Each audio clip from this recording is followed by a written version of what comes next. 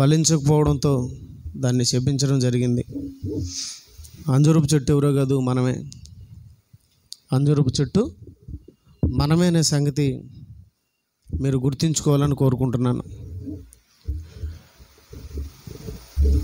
దేవుని పిల్లలారా, యేసుక్రీస్తు వారికి చాలా ఓపిక అండి. ఎంత ఓపిక అంటే, మనం ఎన్ని సంవత్సరాలు బ్రతికితే అన్ని సంవత్సరాలు మనల్ని ఓర్చుకునే అంత ఓపిక. యాక్చువల్గా 1 సంవత్సరమే ఫలించకపోతే దేవుడు వచ్చి ఆ చెట్టును నరికేయండి అన్నప్పుడు యేసుక్రీస్తు వారు దేవుని దగ్గర మొరపెట్టిన మొర ఏంటో తెలుసా? ఇంకొక సంవత్సరం అవకాశం ఇస్తే ఆ చెట్టుకి ఎరువు వేస్తాను, నీళ్లు వేస్తాను, ఫలించిందా సరే, లేదంటే మీ మాట చొప్పున చేస్తాను ప్రభు అని చెప్పి దేవాది దేవుని దగ్గర మన కోసం వేడుకున్న మహానుభావుడు. అంటే లూకాసు వార్త 13వ అధ్యాయంలో తండ్రి గారు చెప్పినటువంటి 6వ వచనంలోని పరమార్థం, చెట్టు మనమైతే, తోటమాల యేసుక్రీస్తు వారు అయితే, యజమాని ఎవరు అనుకుంటున్నారు? తండ్రి అయిన దేవుడు. ఆయన కోపం వచ్చింది బాగా. తండ్రి అయిన దేవుని కోపం వచ్చింది. ఫలించడం అనేది ఆయన కంటికి కనపడినప్పుడు, ఆయన కష్టం అనేది గుర్తొచ్చింది. ఎవరైనా సరే కష్టపడినప్పుడు దానికి ఫలితం దక్కనప్పుడు చాలా బాధపడతారు. మీకు అర్థమవుతుంది కదా? బాగా కష్టపడినప్పుడు దానికి ఫలితం దక్కనప్పుడు చాలా బాధపడతారు. ఇది మీకు అర్థమైతే దేవుని పిల్లలారా, దేవుడు కూడా మన కోసం పడిన కష్టం మనకు గుర్తు రావడం లేదు. అందుకే పోయిన వారం నేను మంచి మెసేజ్లు మీకు ప్రతి వారం అందిస్తున్నాను, క్లాసులలో అందిస్తున్నాను. దేవుణ్ణి చూడాలనే ఆశ ఎవరికి చెప్పండి? దేవుణ్ణి వెతకాలనే ఆశ ఎవరికి చెప్పండి? భూమి మీద నరులను దేవుడు చూసి పరిశీలిస్తున్నాడంట. అంటే దేవుణ్ణి వెతుకువారు కలరేమో అని నరులను దేవుడు చూసి పరిశీలిస్తే ఒక్కళ్ళేడంట దేవుణ్ణి వెతికేవాడు. వెతకడం అనేది ఎప్పుడంటే కనపడినప్పుడు అని చెప్పాను. కనపడినప్పుడు వెతుకుతాం. దేవుడు కనపడలేదు కదా, వెతుకుతున్నారా? ఇన్నిచ్చిన దేవుడు ఎవరు అనే ఆలోచన ఎవడికి లేదు కదా. లేనప్పుడు ఆయన ఎంత బాధపడతాడు? అన్నీ పెట్టినవాడు, ఏ తక్కువ చేయనివాడు నలిగిపోతాడు. అట్లే ఎంత నలుగుతాడంటే అంత నలుగుతాడు.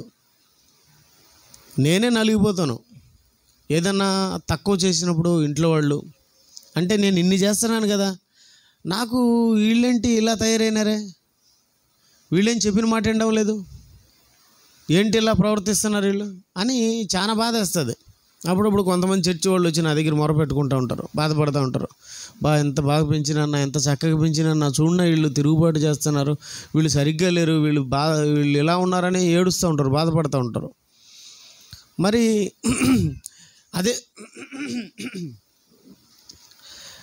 అదే ఆలోచన దేవుడి మీదకి తిప్పండి. నువ్వు కూడా మాట విన్నప్పుడు ఆయన అంతే బాధపడతాడనే ఆలోచన ఉందా? ఆయన కూడా బాధపడతాడు. దేవుని పిల్లలారా, ఎక్కువ కష్టపడినవాడు ఎవరంటే దేవుడే. ఈ భూమిని కలిగించింది, ఈ ఆకాశాన్ని కలిగించడం అంటే చిన్న మాటలు కాదు. ఒక చిన్న ఇల్లు కట్టాలంటే చాలా కష్టం. అలాంటిది ఈ సృష్టిని కట్టడం అంటే ఎంత ప్రయాసం అండి, ఎంత కష్టం అండి. అంత కష్టపడి కట్టినాడు కాబట్టి, అంత కష్టపడి మనల్ని చేశాడు. అంటే ఆత్మ ఆయనలో నుంచి వచ్చిన దేహాన్ని ఎంత చక్కగా తయారు చేశాడు. ఇది తయారు చేయడానికి ఆయనకు పట్టిన రోజులెన్నో తెలుసా? భూకాలమాన ప్రకారం ఆయన 6వ దినంలో మన దేహాలను చేయడం ప్రారంభించాడు. ఈ దేహాలన్నింటినీ కూడా చేయడం ప్రారంభించాడు 6వ దినం. అంటే ఒక దినం రావాలంటే ఎన్ని సంవత్సరాలు పడుతుంది? భూకాలమాన ప్రకారం. ఏమండి, దేవుడు సృష్టి కార్యక్రమాలు 6 దినాలు కదా, 7వ దినం ఆయన విశ్రాంతి తీసుకున్నాడు. మనిషి ఎప్పుడు కలిగినాడు? 6వ దినంలో కలిగినాడు. ఒక్కొక్క దినం రావాలంటే భూకాలమాన ప్రకారం ఎన్ని సంవత్సరాలు అంటే కోటాను సంవత్సరాలు. మొదటి దినానికి ఎన్ని సంవత్సరాలు పట్టింది? 2వ దినానికి ఎన్ని సంవత్సరాలు పట్టింది అంటే కోటాను సంవత్సరాల కష్టం అది. ఇంత కష్టపడిన దేవుడికి ఏం మిగిలిందిరా అంటే ఏం మిగలలేదు. అదే పెద్ద ఆయన అంటున్నాడు, ఏం మిగిలింది అంటే ఏం మిగలలేదు. మరి మిగలాలి కదా, ఏదో ఒకటి మిగలాలి కదా. ఆయన కష్టానికి ఏదో ఒకటి మిగలకపోతే ఎంత బాధ ఉంటుంది. ఆ బాధను ఈరోజు ఆయన వివరించి చెప్పాడు. దేవుని పిల్లలారా, నాకు తెలిసి కడప సంఘంలో మనం మిగులుతున్నాము అని నేను ఎప్పుడు అనుకుంటూ ఉంటానండి. దేవునికి మనం మిగిలిపోతామేమో అనే ఒక ఆశ నాకు ఎప్పుడు ఉంటుంది. దేవుడు అంటే బాగా ఇష్టపడేవాళ్ళు, దేవుణ్ణి బాగా ప్రేమించేవాళ్ళు మన సంఘంలో ఉన్నారు, మనం కనపడతాం దేవునికి అనే ఒక ఆలోచన మనకు ఉంటుందని నేను ఎప్పుడు అనుకుంటూ ఉంటాను. ఈ అనుకోనేది ఎప్పుడు అనుకోకుండా, అనుకుంటూనే ఉండకుండా ఇది స్థిరంగా ఉండాలని, స్థిరపడాలని కోరుకుంటున్నాను. దేవుని పిల్లలారా, మనుషులు చేసే తప్పులు ఒక పెద్ద ముప్పుగా మారకముందే మనుషులు ఆ తప్పులను సరి చేసుకోవాలి. తప్పులంటే రకరకాల తప్పులు ఉన్నాయి. నేను చెప్పే ఏ తప్పు అంటే నరకానికి పోయేంత తప్పు గురించి మాట్లాడుతున్నాను. దేవుని పిల్లలారా, దేవుడు ప్రారంభం నుంచే చెప్తున్నాడు. ఆదాంకు చెప్పాడు, అవ్వకు చెప్పాడు. ఏమని చెప్పాడు? మీరు ఈ పండు తినొద్దు అన్నాడు. తినొద్దు అన్నప్పుడు తినకూడదు. తింటే ఏమవుతుంది? చచ్చిపోతారని చెప్పాడు. మీరు చచ్చిపోరు అని ఉంటే దానికి అర్థం వేరు. మళ్ళా మీరు చచ్చిపోరు అని చెప్పుంటే దానికి అర్థం వేరు, దాని విషయం వేరు. ఆయన ముందుగానే చెప్పాడు, ఈ తప్పు వల్ల మీకు ఏమొస్తుంది? మరణం వస్తుందని చెప్పాడు. ఈ పొరపాటు వల్ల మీకు మరణం వస్తుంది. ఎప్పుడు కూడా పొరపాటుతో కూడా దాన్ని తినొద్దు అని చెప్పాడు. తినొద్దు అని చెప్పిన తర్వాత వాళ్ళు తినకూడదు ఇంకా, ఎందుకంటే చచ్చిపోతారు అని చెప్పాడు. ఏ చావు? ఆత్మీయ చావు. రెండు మరణాలు ఉన్నాయి.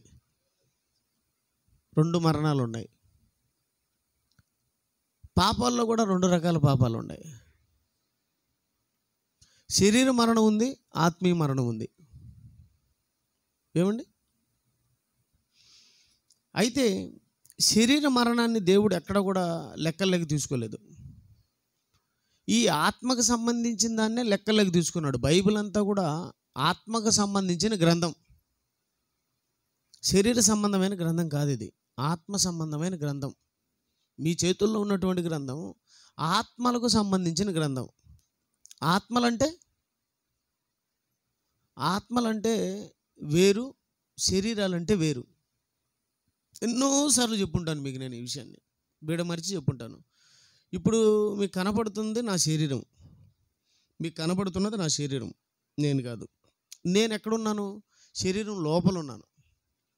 ఆ శరీరం లోపల ఉన్నదాన్ని ఏమంటారంటే ఆత్మ అంటారు. అంటే పవర్, అది శరీరాన్ని నడిపించే శక్తి. ఆ శక్తికి దేవుడు ఆత్మ అని పేరు పెట్టాడు. ఆత్మకు నా తల్లిదండ్రులు మల్లికార్జున అని పేరు పెట్టారు, చర్చిలో షడ్రక్ అని పేరు పెట్టారు. పేరు ఎవరికంటే ఆత్మకు, శరీరానికి కదా. అందుకే చచ్చిపోతే చచ్చిపోయినాడు అంటారు.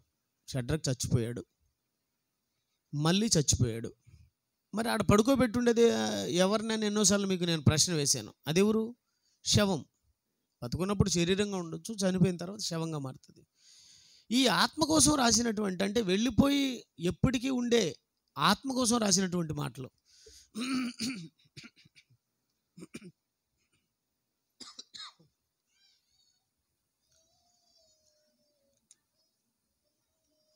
దేవుని వర్లరా,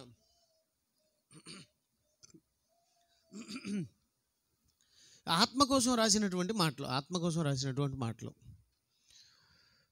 ఆదాము పండు తిని, అవ్వ పండు తిని చచ్చిపోయారు. అంటే చెప్పిన మాటను వినకపోవడమే పాపం. పాపం అంటే ఏంటి? చెప్పిన మాటను వినకపోవడం. చెప్పిన మాట అంటే ఆజ్ఞ. ఆజ్ఞ అతిక్రమమే పాపం. పాపానికి వచ్చే జీతం మరణం. వాళ్ళు చెప్పిన మాట వినకపోవడం వల్ల, ఆజ్ఞని అతిక్రమించడం వల్ల వాళ్ళు చచ్చిపోయారు. వాళ్ళే కదా చచ్చిపోయింది, మనం కూడా చచ్చిపోయాం.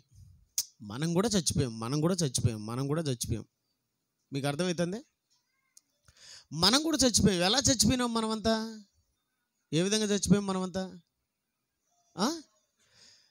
ఎఫెసీ 2:1 ఉంటుంది, అపరాధముల చేత పాపముల చేత చచ్చిన వారై ఉండగా. అంటే మనం పుట్టడమేమో యథార్థవంతంగా పుట్టినా, కానీ బ్రతికే కొద్దీ అంటే పెరిగే కొద్దీ మనం ఏం చేస్తూ వచ్చినామంటే పాపం చేస్తూ వచ్చాం. ఎలా పాపం చేస్తూ వచ్చామంటే, అదో వాళ్ళని చూసి వాడు సిగరెట్ తాగేది చూసేది, మనం సిగరెట్ తాగేది. వాడు తాగేది చూసేది, మనం తాగేది. వాడు డబ్బు సంపాదించి దొంగతనం చేసి డబ్బు సంపాదిస్తాడు, మనం దొంగతనం చేసి డబ్బు, అంటే వాడు లంచం తీసుకునేది, మనం లంచం. అంటే పక్కనుండి చూసి మనం ఏమైపోయాం? చెడిపోయాం. పక్కనుండి చూసి మనం చెడిపోయాం. వాడితో సహవాసం చేసి మనం చెడిపోయాం. అంటే మన సహవాసం దేవునితో ఉండాలి. పుట్టినప్పటి నుంచి కూడా ఎవరితో ఉండమన్నాడు ఆయన? ఏమండి, వాడు లేచినప్పుడు, వాడు కూర్చున్నప్పుడు, వాడు నడుచున్నప్పుడు, వాడితో మీరు మాట్లాడుతున్నప్పుడు తల్లిదండ్రులు చెప్పాడు కదా, ఎవరితో అటాచ్మెంట్ ఉండాలి? దేవునితో అటాచ్మెంట్ ఉండడానికి మీరు ప్రయత్నం చేయాలి. అంటే 24 గంటలు ఆడు పండుకున్నప్పుడు అన్నాడు, మీకు గుర్తుందో లేదా మాట? వాడు ఏమండి, ద్వితీయోపదేశకాండం 6వ ఉంటుంది. ఏముంటుందంటే, ద్వితీయోపదేశకాండం 6వ త్వరగా అండి, నేను త్వరగా ముగిస్తాను ఈరోజు. మీ హృదయంలో ఉండవలను నీవు నీ కుమారులకు, ద్వితీయోపదేశకాండం 6వ నీవు కుమారులకు వాటిని అభ్యసింపజేసినప్పుడు అంటే అభ్యాసం ఎక్కడ జరుగుతుంది? స్కూళ్ళల్లో, కాలేజీలలో, యూనివర్సిటీలో వీళ్ళు బుక్కులు పట్టుకొని పోయినప్పుడు వాళ్ళు పాఠాలు చెప్తూ ఉంటారు, దాన్ని అభ్యాసం అంటారు. అభ్యసింపజేయనప్పుడు నీ ఇంట కూర్చున్నప్పుడు, అంటే కూర్చునేటప్పుడు, తోరు నడిచేటప్పుడు, పండుకునేటప్పుడు కూడానా? అంటే వాడు నిద్రపోతున్నా కూడా ఈ మాటలు చెప్తూ ఉండాలనా? నిద్రపోతూ ఉన్నప్పుడు కూడా ఈ మాటలు వింటూ ఉండాలనా? అవునండి. మీరు గమనించినట్లేదు, మీరు నిద్రపోతున్నారు, పక్కన నలుగురు మాట్లాడుకుంటున్నారు, మీకు నిద్రలో కళ్ళలో కూడా ఏమొస్తూ ఉంటుంది తెలుసా? వాళ్ళు ఎవరో మాట్లాడుకునే మాటలు మీకు వినపడతా ఉంటాయి, మీతో ఎవరో వచ్చి మాట్లాడినట్టే ఆ కళ్ళలో కూడా ఉంటుంది. నిజమే కదా? మీరే చెప్పండి. నేను పనుకునేటప్పుడు ఎవరితో ఒకరితో మెసేజ్ పెట్టుకొని చెవులో హెడ్ఫోన్స్ పెట్టుకొని నిద్రపోతా. మీకు అర్థమవుతుందండి? మంచి నిద్రలో కూడా ఆ హెడ్ఫోన్స్, సెల్ ఫోన్లో ఏదో ఒక మెసేజ్ పెట్టుకొని, డాడీదో, ఇంకొకటి సేవకూడదు, ఎవరిదో, మన వాళ్ళది మెసేజ్ పెట్టి ఆన్ చేసి చెవులో పెట్టుకొని నిద్రపోతా. ఏమండి, నా కలగడ ఏమొస్తూ ఉంటుంది తెలుసా? నేనేదో చర్చిలో ఉన్నట్టు, ఆయన ఏదో వాక్యం చెప్తున్నట్టు, మేమంతా సువార్తకు పోతున్నట్టు, ఆడ వాక్యం చెప్తా. ఈ మాటలన్నీ నాకు ఆ కళ్ళ కూడా అయ్యే వస్తూ ఉంటాయి. అంటే పండుకునేటప్పుడు కూడా మాట్లాడుతూ ఉండాలనా? మాట్లాడుతూ ఉండాలి మరి. ఎందుకంటే దేవునితో సహవాసం కలిగి ఉండడానికి ఎప్పుడు ఆ మాట్లాడుకోవాలండి. దరిద్రం ఏందో, కొందరు ఆ మాటలు ఉండవండి. ఇంట్లో ఎప్పుడు చూసినా చెత్త మాటలు, చెత్త వివరాలు, ఎప్పుడు చూసినా లోక సంబంధమైన మాటలు. ఏమండి, దేవుని మాటలు గంట ఇంట్లో అందరం కూర్చొని ఎప్పుడన్నా మాట్లాడుకుంటామా? ఒక గంట కూర్చొని మాట్లాడుకుంటారు. పొద్దున్న లేచింటే అంచా లోకంలో పడి నేర్చుకొని వస్తాం చెత్త చెదరం అంతా. ఇంట్లోకి వచ్చిన ఒక గంట ఎవరి దగ్గరైనా విన్నాం దేవుని మాటలంటే అన్నీ తంట తప్ప, ఏమండి, ఒక మాట, మంచి మాట విన్నామనే దానికి లేదండి. ఎప్పుడు చూడు సుత్తి మాటలు, సొల్లు మాటలు తప్ప ఏముండవు. విన్నాం ఎవరి దగ్గర నుంచి అయినా ఒక మాట ఏదన్నా విన్నాం దేవుని మాటలు అంటే, ఎవరి దగ్గర ఏం మాటలు ఉండవండి. ఎందుకుండవు? దేనికుండవు? చిన్నప్పటి నుంచి అలా తయారవడానికి సహవాసం ఎవరితో? సాతానుతోనా, దేవునితోనా? సహవాసం. అందుకే తల్లిదండ్రులకు ఏం చెప్పాడంటే, బాబు జాగ్రత్తగా ఉండరా, చిన్నప్పటి నుంచి ఇవి నేర్పించండిరా అంటే మనం ఏం చేసాం? మేము నేర్పించలేము, మాకు అంత టైం లేదు అని చెప్పి స్కూళ్ళకి ఇచ్చేసాం. వాడేమి నేర్పించాడా? కాలేజీలో ఏమి నేర్పించినారు? యూనివర్సిటీలో ఏమి నేర్పించారు? ఇప్పుడు పిల్లల్ని చూస్తున్నారు కదా, మీరు ఏమి నేర్చుకుంటున్నారు? వాళ్ళు బడికి పోతున్నారు కదా, బాగా చదువుకుంటున్నారని మీరు అనుకుంటున్నారు, కానీ ఏమి నేర్చుకుంటున్నారు? వాళ్ళు పనికి మాలిన మాటలు, పనికి మాలిన చేష్టలు నేర్చుకుంటున్నారు. మళ్ళీ ఇంటికి వచ్చిన తర్వాత మళ్ళీ మీరు బుక్కులు తెరిచి అయ్యే నేర్పిస్తూ ఉంటారు. సరే రాయి మళ్ళీ హోంవర్క్ అని అదే కదా. మీరు మళ్ళీ వాడు అదే, మీరు అదే. వాడు ఏమైపోతాడు? మీకు తెలియకుండా పోతాడు, ఆడికి పోతాడు. అమ్మాయి కూడా మీకు తెలియకుండా ఆడుకోపోతుంది. ఏమి నేర్చుకొని? నేర్చుకొని. దేవునితో సహవాసం లేకపోతే చెడిపోతారు. పుట్టినప్పుడు యథార్థవంతులే, పుట్టినప్పుడు మంచోడే, పెరిగే కొద్దీ పాపములు అనేటివి ఆటోమేటిక్గా మనం నేర్చుకోవాల్సిన పరిస్థితి వచ్చింది. తద్వారా పాపముల చేత, అపరాధముల చేత అందరం ఏమైపోయాం? చచ్చిపోయాం. ఇప్పుడు ఏం చేయాలి? దేవుడు చచ్చిన వాళ్ళందరినీ నరకంలో వేయాలి. కానీ దేవుడు మళ్ళీ ఒక అవకాశం ఇచ్చి యేసుక్రీస్తు అని పంపించి ఆయన ద్వారా మన పాపాలు పోగొట్టి ఆయన్ని నమ్మడం ద్వారా, మా పాపముల కోసం ఈయన చనిపోయాడని నమ్మడం ద్వారా, దేవుడు ఈయన్ని మన పాపాల కోసం ఇచ్చినాడని నమ్మడం వలన, చనిపోతే మరో బ్రతుకుంది అని నమ్మడం వలన దేవుడు ఏం చేశాడంటే మనల్ని విశ్వాసులుగా మార్చాడు. అంటే విశ్వాసి ఎప్పుడైతాడంటే నమ్మడం వల్ల విశ్వాసి. గుర్తుపెట్టుకోండి, విశ్వాసి ఎప్పుడైతాడు? నమ్మకం వలన విశ్వాసి. అబ్రహాము విశ్వాసి అయిపోయాడు. ఎలా అయ్యాడు? అబ్రహాము నీతిమంతుడు అయ్యాడు. ఎలా అయ్యాడు? దేవుణ్ణి నమ్మడం వలన. అబ్రహాము దేవుణ్ణి నమ్మిను, అది అతనికి నీతిగా ఎంచబడి, అంటే ఒక విశ్వాసిగా మారిపోయాడు అబ్రహాం. అందుకే మనల్ని ఎవరికి జతకట్టాడు తెలుసా? మీకు తండ్రి ఎవరో తెలుసా? అబ్రహాం ఉన్నాడు. ఎందుకు? విశ్వాసులకు తండ్రి ఎవరు? అబ్రహాం. ఎందుకన్నాడంటే అబ్రహాం విశ్వసించాడు. మనం కూడా విశ్వసించాం. నిజమే ప్రభా, మా పాపాల కోసం నీ కుమారుని బలిగా ఇచ్చావు,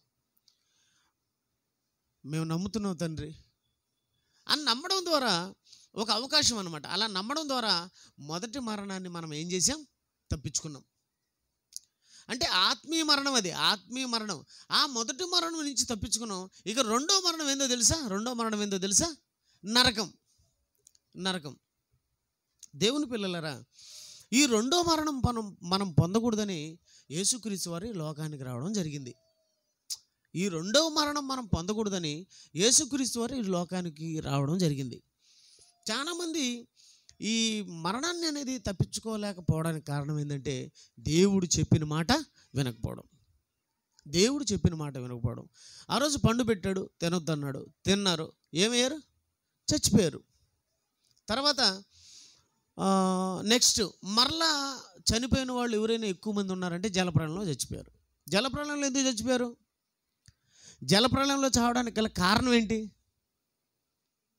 చెప్పిన మాట వెనకే. వాళ్ళు చెప్పిన మాట వెనకే. ఏం మాట చెప్పాడు? అప్పుడు పండు తినొద్దని చెప్పాడు. ఇప్పుడు ఏం చెప్పాడు? జలప్రళయానికి ముందు ఏం చెప్పాడు? జలప్రళయం వస్తుంది, వాడెక్కమన్నాడు. అంతేనా? అందరిని ఏడెక్కమన్నాడు, వాడెక్కమన్నాడు. అంటే ఎక్కారా? ఎందుకు ఎక్కలా? చావడానికి.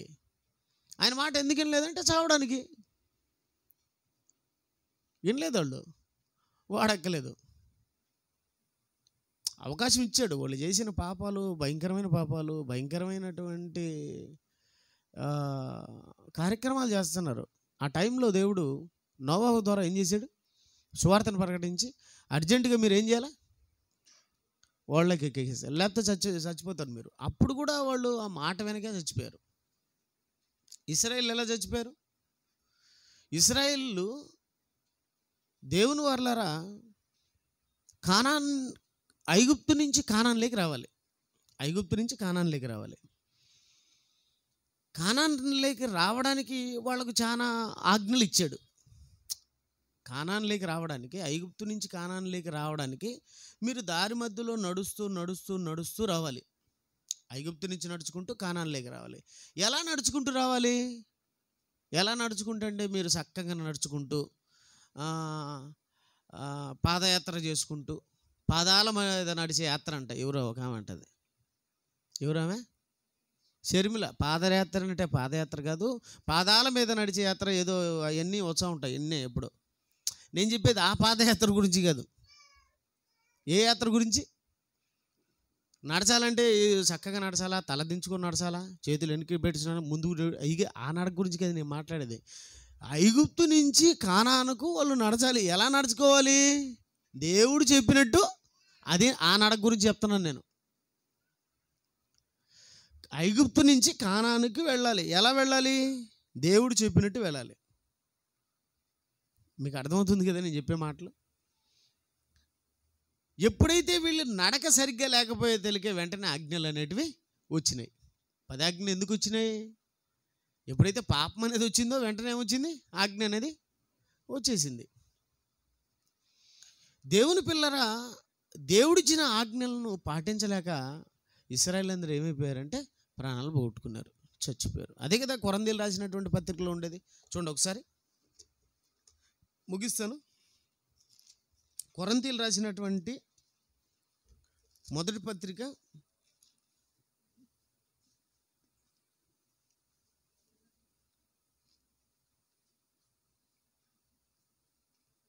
4వ వచనం చదవండమ్మా. అవునమ్మా, అవునమ్మా 5. మొదటి కొరింథీ 10:5. అయితే వారిలో ఎక్కువ మంది దేవునికి ఇష్టలుగా ఉండకపోయారు గనక ఆ అరణ్యంలో సంహరించబడ్డారు. దేవునికి ఇష్టలుగా ఉండలేకపోయినారు, దేవునికి ఇష్టలుగా ఉండలేకపోయినారు వాళ్ళు. దేవుని వర్లారా, ఈరోజు చాలామంది దేవునికి ఇష్టలుగా ఉండలేకపోవడం వలన అరణ్యంలో ఇశ్రాయేలు అయితే ఎలా నశించిపోయారో, సేమ్ టు సేమ్ ఈనాటి కాలపు పరిస్థితులు కూడా అంతే. దృష్టాంతరములుగా వారికి సంభవించి యుగాంతమందున్న మనకు బుద్ధి కలుగుటికై ఇవి వ్రాయబడును అంటాడు ఇదే అధ్యాయంలో. అంటే ఆయనకి ఇష్టలుగా ఉండలేకపోయినారు. ఆయనకి ఇష్టలుగా ఉండలేక, ఆయనకి ఇష్టమైనటువంటి మార్గంలో నడవలేక వాళ్ళందరూ ఏమైపోయారు? నశించిపోయారు. దేవుని పిల్లలారా, ఆనాడు పండు తినొద్దని చెప్పాడు, తింటే చచ్చిపోతా ఉన్నాడు. మరి ఈనాడు, ఆనాడు అదే ఆజ్ఞ, మరి ఈనాడు కూడా పండు పెట్టాడా? ఆడ పండ్లు ఉన్నాయినైనా ఆ పండ్లు తినొద్దని ఏమన్నా అన్నాడా? మరేమన్నాడు? జలప్రళయం వస్తుందనైనా మీరు అర్జెంటుగా ఓడెక్కండి అని ఏమన్నా ఓడ సిద్ధపాటు చేశాడా? మరేం సిద్ధపాటు చేశాడు? ఆనాడు వాళ్ళు రక్షింపబడకపోవడానికి కారణం దేవుని మాట వెనుక. ఈరోజు మనుషులందరూ రక్షింపబడడానికి దేవుని మాట ఏమొచ్చింది, ఎలా వచ్చింది? ఏమండి, కాలాలను బట్టి పని ఉంటుందండి. ఏ కాలానికి తగ్గ పని ఆ కాలానికి. ఆదాము కాలంలో ఉన్నటువంటి పని ఏంటి? ఆదాము కాలంలో ఉన్నటువంటి పని ఏంటి? పండు తినకన్నా ఉండడమే పని, అంతే. నువ్వు పండు తినకుండా కూర్చోండాలి అంతే. ఆ పండు జొలిగిపోకూడదు. హ్యాపీగా నువ్వు మిగతా పండ్లన్నీ తినుకోవచ్చు, నువ్వు ఎక్కడైనా తిరుక్కోవచ్చు, ఎలా అయినా బతకొచ్చు, కానీ పండు తినకూడదు, అది పని. జలప్రళయానికి వచ్చే సమయానికి వాళ్ళకి ఇచ్చిన పని ఏంది? ఓడలోకి ఎక్కే పని. ఓడలోకి వస్తే నువ్వు బతుకుతావు. వాళ్ళు ఓడలోకి రాక చచ్చిపోయారు. సరే, ఈనాటి కాలానికి మనకు దేవుడు ఏం చెప్పాడు అంటే బతకడానికి. ఎక్కడ బతకడానికి? చనిపోయిన తర్వాత బ్రతకడానికి. ఎక్కడ బతకడానికి కాదు, చనిపోయిన తర్వాత బ్రతకడానికి. ఇక్కడ మనకి ఇచ్చిన పని ఏంది? మీ అందరికీ ఆల్రెడీ చెప్పాను. ఈనాటి కాలానికి దేవుడు మనకేం చెప్పాడు? దేవుని పిల్లరా, మంచి మాట చెప్తాను, చూడండి ఒకసారి. మొదటి కొరింథీ 11:26 చూడండి.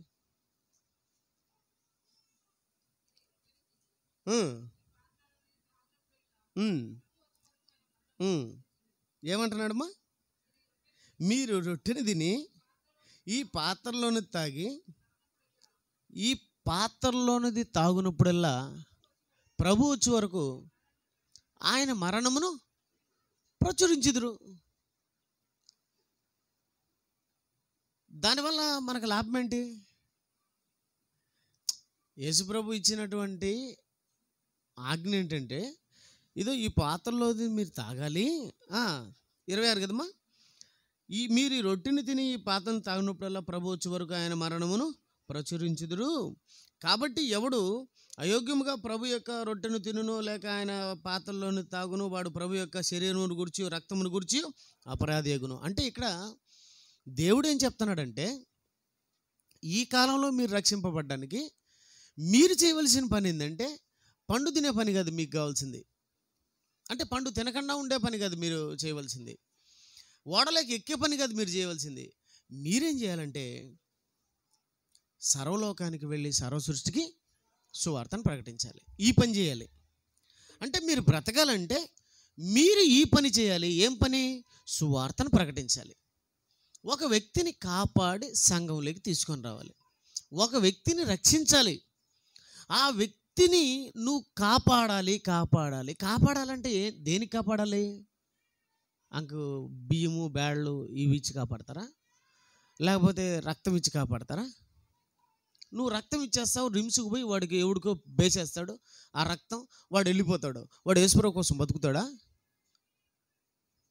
మన వాళ్ళంతా రక్తదానం చేస్తారు, ఆ రక్తం ఎవడికో ఇస్తావు. వాడు ఏం చేస్తాడు? నీ రక్తాన్ని తీసుకొని పోయి బీడీలు తాగుతూ ఉంటాడు, సిగరెట్లు తాగుతూ ఉంటాడు, మందు తాగుతూ ఉంటాడు, ఇష్టం వచ్చినట్టు తిరుగుతూ ఉంటాడు, ఇష్టం వచ్చినట్టు మాట్లాడుతూ ఉంటాడు. అంటే నీ రక్తం దీనికే? నేను ఆ విధమైనటువంటి రక్తం గురించి మాట్లాడడం లేదు. శరీర సంబంధమైన ఈ యొక్క దాన ధర్మాల గురించి మాట్లాడడం లేదు నేను. శరీర సంబంధమైనవి ఈరోజు గుర్తుపెట్టుకుంటాడు, రేపు గుర్తుపెట్టుకుంటాడు, మొన్నాడు మర్చిపోతాడండి. ఆత్మ సంబంధమైనవి ఇవ్వాలి అంటున్నాడు దేవుడు. వినుట వలన విశ్వాసం కలుగును, వినుట క్రీస్తుని గురించిన మాట వలన కలుగును అన్నాడు.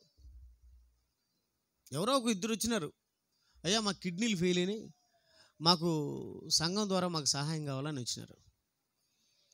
ఏమండి ఇది నిజమేనంటారా? వాళ్ళు వచ్చి ఆడ కూర్చొని అడుగుతున్నారు. వాళ్ళు అడగాల్సిన విధానంలో అడుగుంటే భలే ఉండేదండి. అయ్యా మంచి వాక్యం ఏమన్నా ఇక్కడ చెప్తారా మీరు? ఒక మంచి వాక్యం ఇక్కడ వినపడుతుందా? ఎక్కడ పోయినా నాకు సరైన వాక్యం కనపడలేదయ్యా, ఇక్కడ ఏమైనా ఒక మంచి వాక్యం వినపడుతుందయ్యా అని కానీ ఆయన కూర్చోంటే నిజంగా చెప్తున్నాను, నేను చాలా చేసి పంపించుండేవాడిని. అంటే వాళ్ళు డబ్బు కోసమే వచ్చినారు కానీ దేవుని కోసం రాలేదనే సంగతి నాకు తెలిసిపోయింది. ప్రతివాడు వారానికో 2 వారాలకో 3 వారాలకో లేకపోతే రోజుకో ఒకడు వచ్చి అయ్యా అయ్యా అయ్యా అయ్యా నాకు ఛార్జీకి లేదే అని. ఒక ఆమె అయితే డైరెక్ట్గా ఇంటికాడికి వచ్చింది, ఏదో మంగళగిరో ఎక్కడికో పోవాలని వచ్చింది, మంగళకత్తి తీసుకొని నాకు గుండు కొట్టాలని.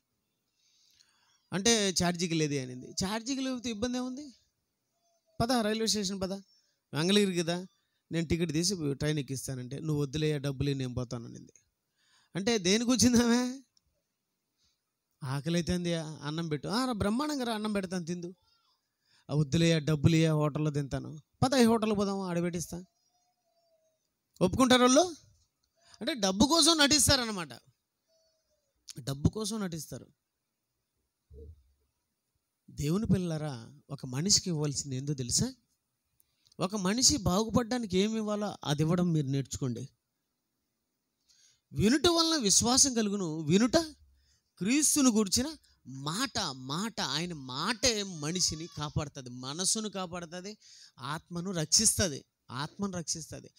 ఆత్మను రక్షించే మాటలు మనం చెప్పాలి.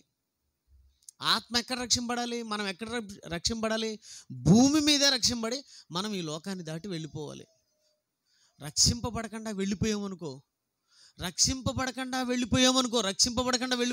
నరకానికి పోయినామనుకో, అక్కడ దేవుడు కాపాడగలడా? దేవుడికైనా అసాధ్యమైంది ఏదైనా ఉంటే నరకానికి పోయినోడిని బయటికి తీసుకురాగలడేమో చెప్పండి. దేవునికి అన్నీ సాధ్యమే అంటారు కదా, నరకానికి పోయినోడిని తీసుకురమ్మని దేవుడి దగ్గరికి పోయి మరి మీరు తీసుకురాగలడైనా?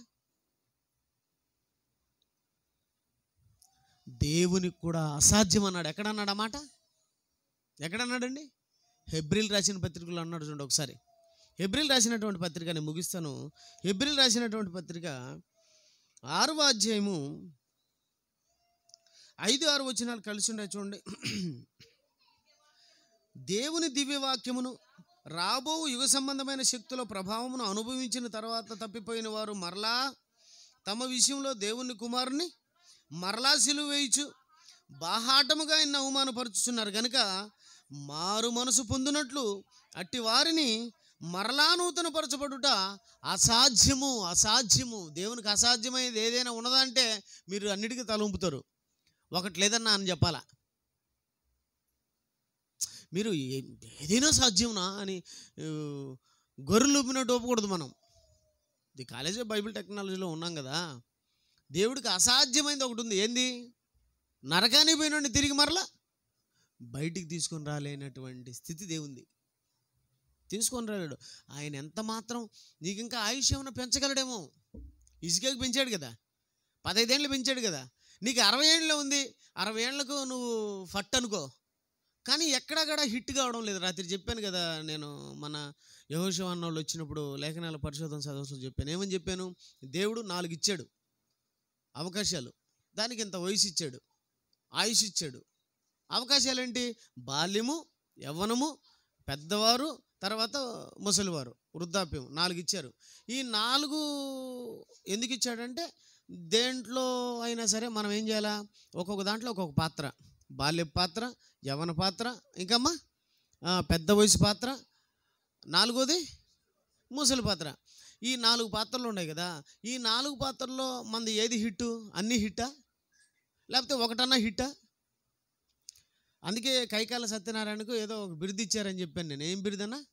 నట సార్వభౌమ. అంటే ఏ పాత్ర ఇచ్చినా ఆయన బ్రహ్మాండంగా చేయగలడు.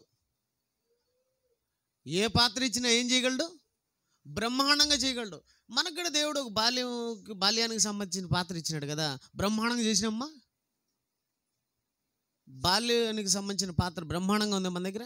సరే, యవ్వన పాత్ర. యవ్వనం వచ్చి 28 సంవత్సరాలు. 60 ఏళ్లలో యవ్వనం 28 సంవత్సరాలు. 28 సంవత్సరాలు కదా. మరి ఈ యవ్వనంలో ఉన్నటువంటి పాత్ర ఏమన్నా చక్కగా పోషించావా? లే. సరే, పెద్దవాళ్ళుగా అవుతాం కదా, 40 నుంచి దగ్గర దగ్గర ఒక 10 సంవత్సరాలు పెద్ద పాత్ర పోషిస్తాం కదా, ఇంకా పెద్దవాళ్ళు అన్నట్టు ఉంటాం కదా. మరి ఆ 10 ఏళ్ళు ఏమన్నా మంచి పాత్ర పోషించావా? నేను చెప్పేది 60లో. సరే, 50 నుంచి 60 వరకు వృద్ధాప్యం అనుకున్నాం. అక్కడి నుంచి ఏమైనా ఒక మంచి పాత్ర ఏమైనా ఉందా? ఏ పాత్ర చూసినా ఎట్టుంది? ముష్టి పాత్ర అంటూ ఉంటారు, చూసినావా? మన పాత్రలు ఎలా ఉన్నాయి? దేవుని పిల్లలారా సరిగ్గా లేవు. ఎక్కడైనా సరే చెప్తున్నాను చూడండి, నరకానికి పోయిన తర్వాత ఆలోచించాల్సిన అవసరం లేదండి. బతుకున్నప్పుడే అరే వీడు సరిగ్గా పాత్ర పోషించలేదు, వీడు ఫెయిల్ అయిపోయాడు, పాతాళం పోతాడని దేవుడు మళ్ళా నాకు తెలిసి ఒక 10 ఏళ్ళు ఆయుష్ పెంచొచ్చేమో. ఇప్పుడు నాగేశ్వరరావుకి 96 సంవత్సరాలు అనుకుంటాను, రామోజీరావుకి 83 సంవత్సరాలు అనుకుంటాను. యాక్చువల్గా భారత కాలమాన ప్రకారం భారతదేశంలో సగటు మనుషుని ఆయుష్ ఎంత సార్? 60 కదా. 60 నుంచి చూశాను నేను. భారతదేశంలో సగటు మనుషుని ఆయుష్ కాలం 60 లేకపోతే 65 అనేసాడు. ఈరోజు 80 వరకు ఎందుకు బతుకుతున్నారు? ఎవరిచ్చిన ఆయుష్ అది? ఎందుకు ఇచ్చాడు? అవకాశం ఇచ్చాడు. వీడు మళ్ళా పోతే నరకానికి పోతే మళ్ళా రాలేడు కదా. రాలేకపోయేంత తప్పులేంటివో చెప్పమంటావా? దేవుణ్ణి నమ్మకపోవడమే, దేవుడు చెప్పింది చేయకపోవడమే. ఆ రోజు వాళ్ళు తప్పించుకోలేక వాళ్ళు చచ్చిపోయారు. ఈరోజు తప్పించుకోవడానికి దేవుడు, అంటే చచ్చిపోకుండా మనం తప్పించుకోవడానికి దేవుడిచ్చిన మాట ఏందో తెలుసా? ఇదిగో, మీరు రొట్టెలోని తాగి మీరు ఈ పాత్రలోని తాగునప్పుడల్లా ఏం చేయాలో తెలుసా? ప్రభు వచ్చే వరకు ఆయన మరణమును ప్రచురం చేయండి. ఆయన మరణమును ప్రచురం చేయండి. ఆయన గురించి చెప్పండి, ఆయన గురించి తెలియజేయండి. మరి ఎవరికెవరు చెప్పుకుంటున్నారు? మన సమస్యలు చెప్పుకుంటూ ఉంటాం. నా సమస్య ఇది, నా ఇబ్బంది ఇది, నా కష్టం ఇది. అంటే మీ కష్టాల కోసం, మీ ఇబ్బందుల కోసం మీ పిల్లలను, మీకు తెలిసిన వాళ్ళను నరకానికి పంపిస్తారా? నన్ను నమ్మి నన్ను ఇక్కడికి పంపించాడండి. నాకు శ్రమలు ఉన్నాయి, నా చుట్టూరు కూడా దెయ్యాలు ఉన్నాయి, నా మీద దెయ్యాలు ఉన్నాయి, నా చుట్టూరు దెయ్యాలు ఉన్నాయి, నాకు విపరీతమైన సమస్యలు ఉన్నాయి. నేను మరి సమస్యలు ఉన్నాయని చెప్పి ఆదివారం ఎక్కడికైనా నా పనికి వెళ్ళిపోయాను అనుకో. ఇప్పుడు విజయ్ కుమార్ అన్న వచ్చినాడు చర్చికి. బాబు విజయ్ కుమార్ అన్న వచ్చాడా? రాలేదు కదా. ఆయన ఎందుకు రాలేదని అంటే, నాకు ఎన్నో సమస్యలు ఉన్నాయి, నా ఇబ్బందులు ఉన్నాయి, నేను పనికి పోతున్నా, పనికి పోకపోతే నా కుటుంబం ఏంది, నా పరిస్థితి ఏంది అని వెళ్ళిపోయాడు. ఇప్పుడు నేను కూడా వెళ్ళిపోవచ్చు కదా. నా కుటుంబం నాకు లేదా? పిల్లలు లేరా? నాకు భార్య లేదా? నాకు కుటుంబం ఉంది, నాకు అప్పులు ఉన్నాయి, నాకు సమస్యలు ఉన్నాయి. నాకు ఎట్టొస్తుంది చెప్పండి? నేను కూడా సంఘాన్ని నమ్ముకొని ఇంక సంఘంలోనే ఉండిపోయాను. నా బ్రతుకెట్టా, నా పరిస్థితి ఎట్టా, నాకు తిండి ఎట్టా, నా పిల్లలకు బట్టలు ఎట్టా? మరి నేను కూడా పనికి పోతే మీ పరిస్థితి ఏంది? ఆలోచించండి. ఎవరినో కొన్ని పిలుచుకొస్తాను, వాళ్ళు ఏదో చెప్తారు, వెళ్ళిపోతారు, మీకు అర్థం కాదు. ఎట్లా పరిస్థితి? అంటే నా కష్టాలు ఉన్నాయి, నా ఇబ్బందులు ఉన్నాయని చెప్పి మిమ్మల్ని వదిలేయమంటావా? నాకు 2 పిల్లల్ని ఇచ్చాడు, నేను ఏం చేయాలి? వాళ్ళకి వాక్యం చెప్పుకోవాలా లేదా? నాకు కష్టాలు ఉన్నాయి, ఇబ్బందులు ఉన్నాయని చెప్పి మొఖం ఇట్ట మూతిట్ట పెట్టుకొని ఇక ఏమండి ఎప్పుడు ఇంకా ఆకాశం తిట్టు కళ్ళు ఇటు చూసుకుంటా పిచ్చోడు మదిరా ఇట్టుంటారా? వాళ్ళు 2 పిల్లలు పుట్టినారు కదా, వాళ్ళ పరిస్థితి ఏంది? వాళ్ళు నరకానికి పోవాలనా? వాళ్ళ బాధ్యత ఎవరిది? వాళ్ళ బాధ్యత ఎవరిదండి? కోడి పిల్లల బాధ్యత ఎవరిది? కుక్కదా? కుక్క పిల్లల బాధ్యత ఎవరిదిమ్మా? నక్కదా? ఎవరిదిమ్మా? ఎవరి పిల్లల బాధ్యత ఎవరిదండి?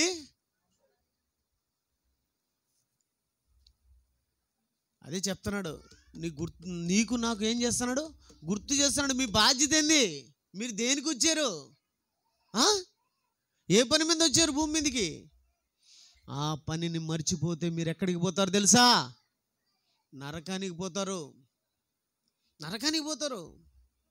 ఆ నరకం నుంచి తప్పించడానికి మీరు ప్రయత్నాలు చేయాలి. మిమ్మల్ని నేను తప్పించాను, మీరు నరకం పోకుండా నేను తప్పించాను. మీరు కూడా ఇతరులను నరకానికి పోకుండా తప్పిస్తే మీరు తప్పించుకుంటారు. కాబట్టి మీరు ఏం చేయాలంటే మీ పిల్లలకి చెప్పండి. మీకు ఇచ్చినాడు కదా పిల్లలను, వాళ్ళని పెంచుకోండి దేవుళ్ళు చాలా చక్కగా. ఇంట గెలిచి రచ్చగెలిచండి. ఇంట గెలవలేదనుకో, చెప్పి చెప్పి చెప్పి మీ ఆయనకి చెప్పినా రెండడం లేదు, మీ ఆవిడికి చెప్పింది ఎండడం లేదు, ఇంక చెప్పి చెప్పి చెప్పి ఇంక వినలేదు, పక్కన చెప్పండి, నేను కాదనడం లేదు. పిల్లలు ఉన్నారు, కుటుంబం ఉంది, మన మాటలు వినేవాళ్ళు ఉన్నారు కదా, చెప్పండి, చేయండి. దేవుండి అవి చేయరండి. ఒక ఆయన అంటున్నాడు, మొన్న ఎవరో మేము ప్రార్థన చేసుకుంటాం సార్ అన్నాడు. నిన్న పొద్దున ఎవరు అన్నారు నాతో, ఎవరో నాగరాజు ఏమన్నాడు. కరెక్ట్, నాగరాజు. ఏ నాగరాజు అన్నావా? బైబిల్ చదువుకుంటున్నావు బాబు అంటే మేము ప్రార్థన చేసుకుంటా ఉన్నా అన్నాడు. అబ్బో, ప్రార్థన. అప్పుడు నేను ఒక మాట చెప్పాను, క్రియలేని విశ్వాసం మృతం. క్రియలేని విశ్వాసం మృతం.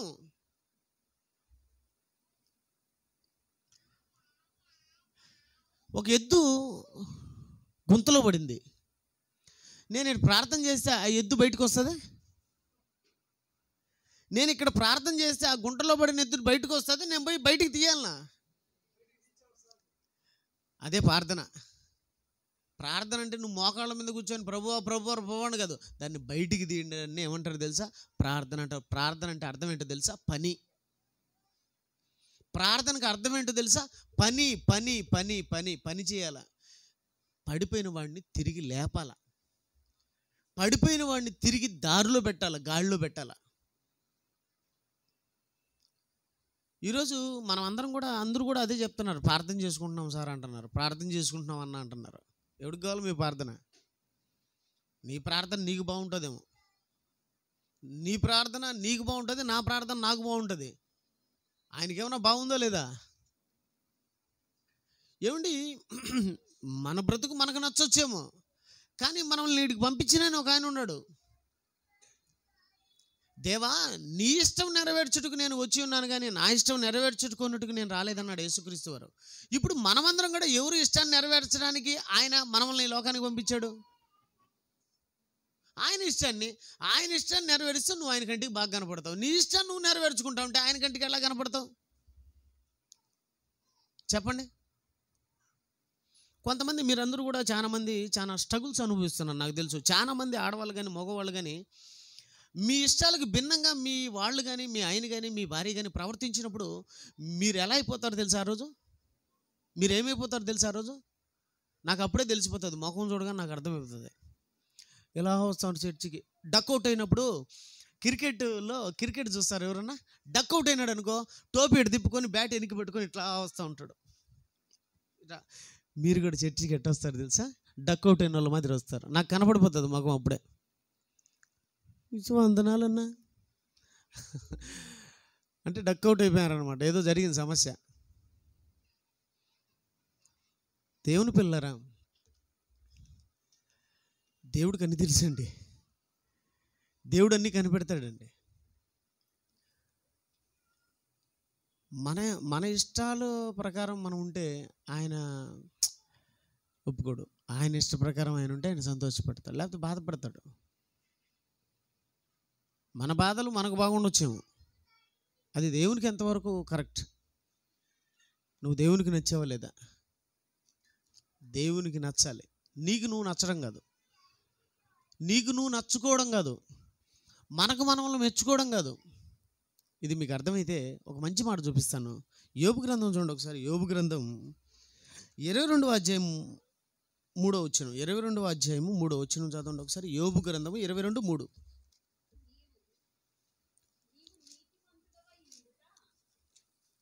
యోబు గ్రంథం 22వ అధ్యాయం 3వ వచనం. అందరూ తీసుకున్నారు కదా. నీవు నీతిమంతుడివై ఉండుట సర్వశక్తుడైన దేవునికి ఏమన్నా సంతోషమా? నువ్వు నీతిమంతుడై ఉండుట దేవునికి ఏమన్నా సంతోషమా? నువ్వు డక్అవుట్ అయ్యి వాడు వచ్చినట్టు నువ్వు అలా ఉండడం వల్ల దేవునికి ఏమన్నా సంతోషమా?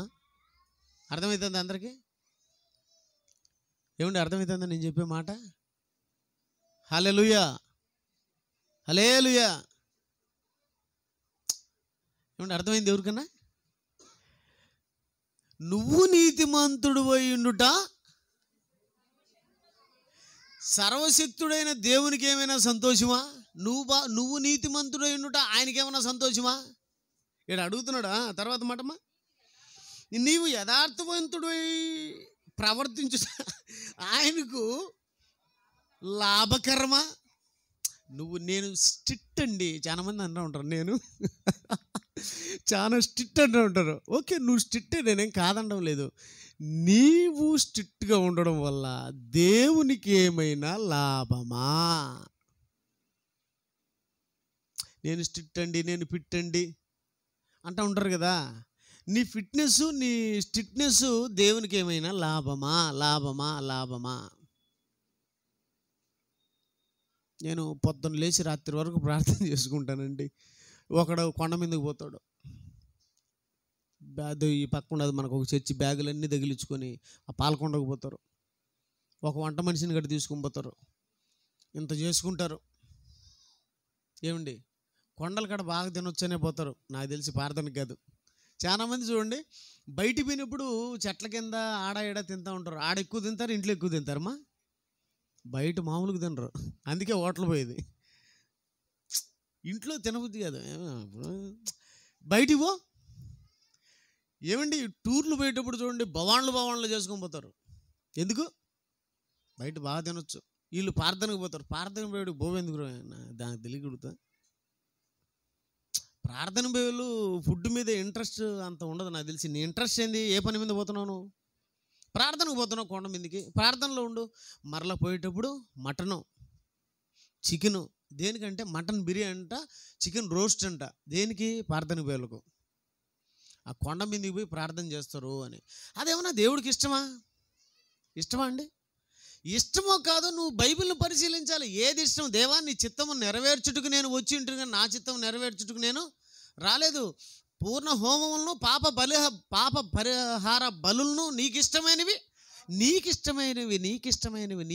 కావు. మరి ఏమిష్టం దేవునికి? ఏమిష్టం? ఏది ఇష్టమో తెలుసుకోవాలి, ఆ ఇష్టాన్ని నెరవేర్చాలి. ఆ ఇష్టం ఏంది? నాయనా ఈ పాత్రలో నుండి తాగినప్పుడల్లా నువ్వేం చేయాలి? ఆయన మరణమును ప్రచురం చెయ్యి, అప్పుడు నిన్ను ఆయన ఇష్టపడతాడు. ఆయనను నువ్వు మహిమపరచాలి. దావీదు ఆ పని చేశాడు. అందుకే దేవుడు దావీదు గురించి ఏమన్నాడంటే, నా హృదయానుసారుడైన మనుషుడు, నాకు ఇష్టానుసారమైన మనుషుడు, నాకిష్టమైన మనుషుడు. మనం కూడా దేవునికి ఇష్టలమై ఉండాలంటే దేవుని పిల్లరా ఆయన చెప్పిన పని చేయాలి.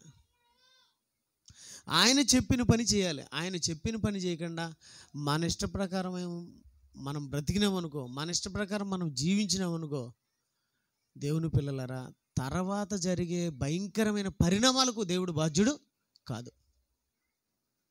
భయంకరమైనటువంటి సమస్యలు ఉన్నాయి, భయంకరమైనటువంటి ఇబ్బందులు ఉన్నాయి. తర్వాత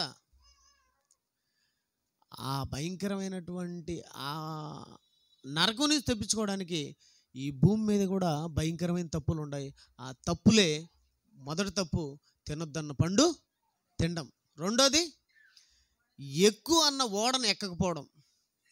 ఈరోజు ఈ కాలానికి ఆయన సువార్తను ప్రకటించకపోవడమే భయంకరమైన తప్పులు. ఈరోజు పాఠం ఏందో తెలుసా? విలువైన తప్పులు. ఏం పాఠం? విలువైన తప్పులు. ఏంటి? విలువైన బంగారం ఉంది, విలువైన వజ్రాలు ఉన్నాయి, అలాగే విలువైన తప్పులుగా ఉన్నాయి. ఆ తప్పులు ఏంటంటే ఈ కాలానికి ఆ కాలం గురించి చెప్పినాను. ఈ కాలానికి విలువైన తప్పు ఏందో తెలుసా? సువార్తను ప్రకటించకపోవడమే. నిజంగా అండి, సాతాను, నేను అందరినీ గమనిస్తున్నాను కదా, సాతాను చాలా తెలివిగా వచ్చాడండి మన దగ్గరికి. మనం ఎక్కడ పడిపోతామో అక్కడ పడగొట్టాడండి వాడు.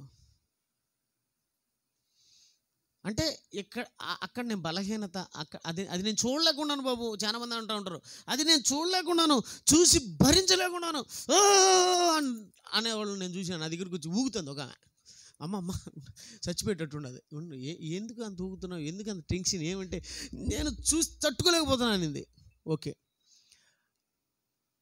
ఎవరు నువ్వు? క్రైస్తవురాలివి కదా, క్రైస్తవుడివి కదా, నీకు ఒక సలహా ఇస్తాను, బాగా విను. ఇప్పుడు నువ్వు చూసి తట్టుకోలేకపోతున్నావు కదా, మరి చూసి తట్టుకున్నాను చూసి తట్టుకుంటావా? నేను తట్టుకోలేకపోతున్నానంటే నీలాగే ఉండరు కొందరు, వాళ్ళని చూసి నువ్వు తట్టుకుంటావా? తట్టుకుంటానంటావా? అయితే నీకు ఒకరిని చూపించానా? ఎవరో తెలుసా? ప్రభు అయినా యేసుక్రీస్తు. తట్టుకోలేదా? నువ్వు ఒకరిని చూసే తట్టుకోలేకున్నావు. ఆయన ఎంతమందిని చూసి తట్టుకోలేకున్నాడు? ఆయన ఎంతమంది చూసి తట్టుకున్నాడు? ఈ లోకంలో ఉన్న వాళ్ళందరినీ చూసి తట్టుకున్నాడు. వాళ్ళు చేసే వ్యభిచార పనులు చూసి తట్టుకున్నాడు, వాడు చేసే తప్పుడు పనులు చూసి తట్టుకున్నాడు, వాళ్ళు చేసే ముష్టి పనులు చూసి తట్టుకున్నాడు. మరి నువ్వెందుకు తట్టుకోలేవు? అందుకే నీకెక్కడ బలహీనమో అక్కడ బలవంతుడిని దేవుడు నీకు ఇచ్చాడు. ఆ బలవంతుడు ఎవరో కాదు, ప్రభు అయినా ఆయన్ను చూడన్నాడు. ప్రభు అయిన యేసును చూచుచు, విశ్వాసమునకు కర్తయు దానిని కొనసాగించువాడైన యేసు వైపు చూచుచు నీ ముందుంచబడిన పరుగు పందెంలో ఓపికగా పరిగెద్దు. వాడిని చూస్తే నువ్వేమవుతావు తెలుసా? పడిపోతావు. అందుకే యేసు వైపు చూస్తే పడిపోవని ఆయన నీ ముందర పెట్టాడు. ఎవరిని చూసి పరిగెత్తావు చెప్పండి? ఇప్పుడు ఎవరిని చూసి మనం ముందు ఉంచబడిన పరుగు పందెం? సువార్త పనులు ఉన్నాయి మనకు, సువార్త కార్యక్రమాలు ఉన్నాయి మనకు, మనకిచ్చిన పిల్లలు ఉన్నారు, మనకిచ్చిన బంధువులు ఉన్నారు, మనకిచ్చిన స్నేహితులు ఉన్నారు. ఒక్కడవే వచ్చిన నీకు ఇంతమందిని ఎందుకు ఇచ్చినాడు? దేనికి ఇచ్చినాడు? భార్యను ఎందుకు ఇచ్చాడు? భర్తను ఎందుకు ఇచ్చినాడు? పిల్లల్ని ఎందుకు ఇచ్చినాడు? అయిపోయిన వాళ్ళని ఎందుకు ఇచ్చినాడు? అంటే వీళ్ళ దేవునిలో పెంచు, వీళ్ళకి సువార్త ప్రకటించు అని నీకు ఇచ్చాడు. మరి నువ్వు నేను కానీ దీన్ని కానీ విస్మరించామనుకో, మన పరిస్థితి ఏం చెప్పండి? విలువైన తప్పుగా మారిపోతుంది. తర్వాత ఎక్కడికి పోతామో తెలుసా? నరకానికి వెళ్ళిపోతాం. ఇంకా అక్కడికి పోయినామనుకో, దేవుడు కూడా మనల్ని బతికించలేడు. నాకు తెలిసి చాలామంది చచ్చిపోవాలండి. చాలామంది వాళ్ళకు వచ్చిన సమస్యలకు వాళ్ళు చచ్చిపోవాలి, కానీ వాళ్ళు చచ్చిపోలేదు. వాళ్ళకున్న టెన్షన్స్, వాళ్ళకున్న ఇబ్బందులు, వాళ్ళకున్న ఫీలింగ్స్ చూస్తూ ఉంటే చచ్చిపోతారేమో అనుకుంటాను నేను. కానీ వాళ్ళు చచ్చిపోకుండా బతికే ఉంటారండి. ఎట్లా బతుకున్నారు వీళ్ళు అనుకుంటే నాకు ఒకటి అర్థమవుతుంది, దేవుడే వీళ్ళకి ఆయుష్నిచ్చి మరలా బతికించాడు. పాపం చాలామందికి చాలా కష్టాలు ఉంటాయి, చాలా ఇబ్బందులు ఉంటాయి. వాళ్ళకి నేను ఇచ్చే సలహా ఏంటంటే, మీరు యేసుప్రభుని చూస్తే మీకు ఇవన్నీ కూడా కనపడవు అని చెప్తాను. రెండోది, మీరు ఇంకా ఎందుకు బతుకున్నారో తెలుసా? దేవుడు మీ అందరికి ఆయుష్ ఇచ్చి ఎందుకు నిలబెట్టున్నాడు తెలుసా? ఏదో ఒక రోజు మారతారేమో అని. కాబట్టి ఈ విషయాలన్నింటినీ కూడా పాఠాలుగా నేర్చుకుని ప్రభు కోసం మీరు బ్రతకాలని కోరుకుంటూ సెలవు తీసుకుంటున్నాను. రొట్టె తీసుకుంటున్నారు కదా, ఎందుకు తీసుకుంటున్నారు? రొట్టె ఎందుకు తీసుకుంటున్నారు? బల్ల ఎందుకు తీసుకుంటున్నారు? ద్రాక్షరసం సువార్తను ప్రకటించడానికి. ప్రకటిస్తున్నారా? చెప్తున్నారా? నేరం, విలువైన నేరం, విలువైన తప్పు గుర్తించుకొని ఈ తప్పుల నుంచి తప్పించుకోవడానికి ప్రయత్నం చేయాలని కోరుకుంటూ, దేవుడిచ్చిన మాటలను బట్టి దేవునికి వందనాలు తెలియజేసుకుంటూ ద్రాక్షరసంలో పాల్పొందాం. అందరూ ఒక్క నిమిషం మౌనంగా మనల్ని మనం పరీక్షించుకున్నాం.